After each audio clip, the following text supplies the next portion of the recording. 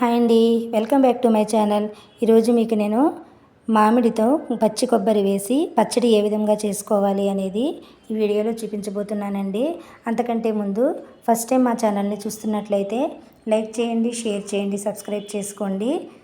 ఇక మనం ఆలస్యం చేయకుండా వీడియోలోకి వెళ్ళిపోదామండి. ఫస్ట్ మనం స్టవ్ ఆన్ చేసి ఒక పాన్ పెట్టుకొని దాంట్లో కొద్దిగా ఆయిల్ పోసి ఆయిల్ హీట్ ఎక్కిన తర్వాత కొన్ని పండు పచ్చిమిరపకాయలు వేసి చక్కగా వేయించుకోవాలండి. ఇవి వేగుతూ ఉన్నప్పుడు అందులో కొద్దిగా జీలకర్ర, అలాగే కొద్దిగా ధనియాలు, అలాగే కొన్ని వెల్లుల్లి రెవ్వలు వేసి మనం వేయించుకోవాలి. ఇవి వేగుతూ ఉన్నప్పుడే మనం చక్కగా పొట్టు తీసి పెట్టుకుని చిన్న చిన్న ముక్కలుగా కట్ చేసుకున్నటువంటి మామిడికాయ ముక్కలు కూడా వేసి ఒక 2 మినిట్స్ పాటు వేయించుకోవాలండి. వేయించుకుని స్టవ్ ఆఫ్ చేసి వీటిని చల్లారనివ్వాలి. ఈ లోపల మనం కొబ్బరిని చక్కగా తురుముకొని మనం పక్కన పెట్టుకోవాలి.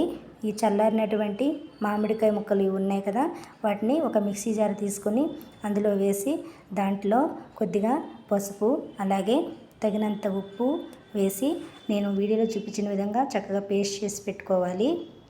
ఆ పేస్ట్ని మనం తురిమి పక్కన పెట్టుకున్నటువంటి కొబ్బరి ఉంది కదా, ఆ కొబ్బరిలో నేను వీడియోలో చూపిస్తున్న విధముగా చక్కగా అంతా బాగా కలిసేంత వరకు కలుపుకోవాలండి. చూడండి, ఒకసారి నేను వీడియోలో చూపిస్తున్న విధంగా కలుపుకోవాలి. ఇలా కలిపి పక్కన పెట్టుకోవాలి.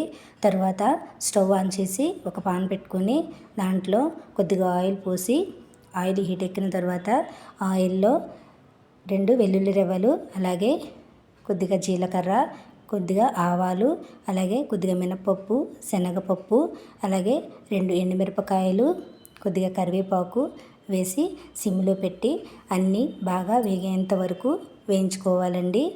తాలింపులోనే మనకి కొబ్బరి పచ్చడి టేస్ట్ వస్తుంది.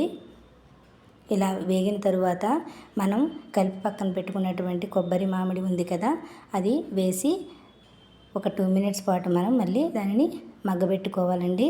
ఇలా మగ్గిన తర్వాత మనం దీన్ని సర్వ్ చేసుకోవడమే.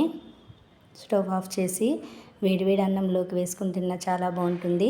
అలాగే ఇడ్లీలు, దోశల్లోకి బాగుంటుందండి. 2 డేస్ వరకు స్టోర్ చేసుకోవచ్చు. థ్యాంక్ యూ అండి.